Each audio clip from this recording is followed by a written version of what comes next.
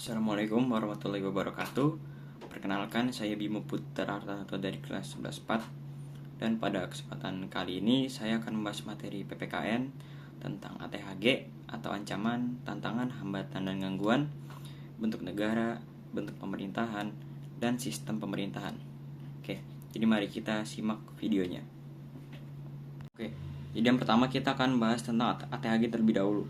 Jadi ATHG ini adalah singkatan dari ancaman, tantangan, hambatan, dan gangguan yang dapat mengganggu kehidupan berbangsa dan bernegara. Ancaman ini adalah usaha yang bersifat membahayakan kedaulatan negara, keutuhan wilayah, dan keselamatan bangsa, seperti serangan militer ataupun terorisme. Tantangan adalah hal-hal yang datang dari dalam ataupun luar negeri yang bisa menguji kekuatan bangsa, misalnya perkembangan teknologi ataupun globalisasi.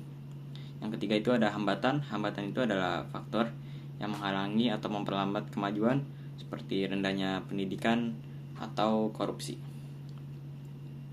Lalu yang terakhir itu ada gangguan. Gangguan ini adalah hal-hal yang mengacaukan stabilitas sosial. Contohnya itu konflik sosial ataupun penyebaran hoaks. Nah, untuk menjaga keutuhan NKRI, kita harus bersama-sama menghadapi ATHG ini dengan sikap waspada, cinta tanah air, dan menjaga persatuan. Oke, selanjutnya kita akan bahas tentang bentuk negara. Secara umum, ada dua bentuk negara. Yang pertama itu ada negara kesatuan. Jadi negara kesatuan ini adalah pemerintah pusat memegang kekuasaan penuh dan daerah hanya melaksanakan otonomi terbatas. Contoh negaranya adalah Indonesia. Lalu yang kedua itu ada negara serikat atau federasi. Negara serikat ini adalah negara bagian yang memiliki kekuasaan tersendiri dan berdaulat secara terbatas. Contohnya negaranya adalah Amerika Serikat. Nah, untuk Indonesia ini adalah negara kesatuan, yang berarti kekuasaan tertinggi ada di pemerintah pusat, tetapi daerah diberi hak otonomi dalam mengatur urusan lokalnya. Oke, jadi berikutnya kita akan masuk ke bentuk pemerintahan. Secara umum, ada dua bentuk pemerintahan utama. Yang pertama itu ada monarki. Jadi monarki ini adalah bentuk pemerintahan yang dipimpin oleh raja atau ratu secara turun-temurun. Nah, monarki ini ternyata terbagi lagi menjadi beberapa jenis, yaitu ada 3 jenis.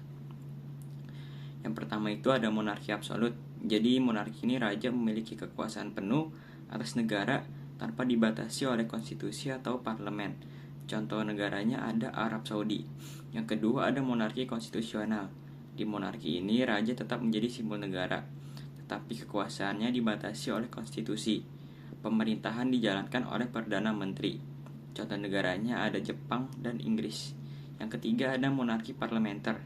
Nah, monarki ini itu hampir mirip dengan monarki konstitusional, tetapi lebih ditekankan bahwa raja tidak memiliki kekuasaan eksekutif sama sekali. Segala urusan pemerintahan ditangani oleh parlemen dan Perdana Menteri. Nah, jadi meskipun sama-sama dipimpin oleh raja, sistem monarki bisa sangat berbeda tergantung jenisnya. Lalu yang kedua itu ada republik. Jadi republik ini adalah bentuk pemerintahan yang kekuasaan tertingginya berada di tangan rakyat dan kepala negaranya adalah presiden yang dipilih melalui pemilu. Contoh negaranya itu ada Indonesia, Amerika Serikat, dan India. Nah, Indonesia ini menganut bentuk pemerintahan republik. Artinya, rakyat memiliki peran penting dalam menentukan pemimpin negara untuk memimpin negara Indonesia. Yang terakhir, kita akan membahas tentang sistem pemerintahan. Jadi sistem pemerintahan adalah cara suatu negara mengatur hubungan antara lembaga eksekutif atau pemerintah dan legislatif atau parlemen. Jadi ada beberapa sistem pemerintahan yang umum. Yang pertama itu ada sistem pemerintahan parlementer. Jadi sistem ini Perdana Menteri memimpin pemerintahan dan bertanggung jawab kepada parlemen. Sedangkan sistem pemerintahan yang kedua itu adalah sistem pemerintahan presidensial. Presiden memimpin langsung pemerintahan dan dipilih oleh rakyat. Yang ketiga ada campuran. Jadi sistem ini adalah gabungan antara sistem parlementer dan presidensial. Nah, untuk Indonesia ini menganut sistem pemerintahan presidensial. Artinya Presiden bertindak sebagai kepala negara sekaligus kepala pemerintahan dan tidak bertanggung jawab kepada DPR, melainkan langsung kepada rakyat. Oke, jadi demikian penjelasan dari saya mengenai ATHG, bentuk negara, bentuk pemerintahan, dan sistem pemerintahan.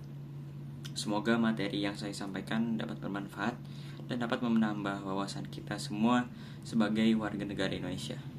Sekian, wassalamualaikum warahmatullahi wabarakatuh.